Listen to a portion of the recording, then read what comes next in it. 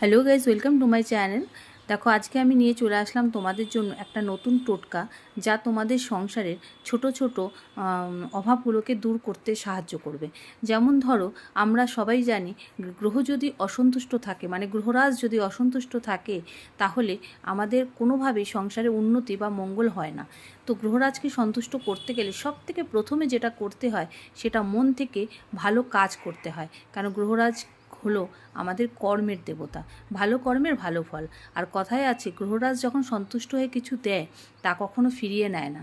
তো সর্বদাই মনে রাখবে, ভালো কাজের ফল সবসময় ভালো হয়, আর সেটা যদি ফিরিয়ে না নেয় তাহলে চিরস্থায়ী হয়ে যায়। তাই সকালবেলায় ঘুম থেকে উঠে যদি তোমাদের খুশি মনে পাখিকে বা পিঁপড়েকে কিছু বিস্কুট বা একটু মিষ্টি খাওয়াতে পারো, তাহলে গ্রহরাজ কিন্তু সন্তুষ্ট হয়। সেক্ষেত্রে কিন্তু তোমাকে ভালো ফল প্রদান করবে। তো আজ এই পর্যন্ত, পরের ভিডিওতে আবার বাই, টাটা।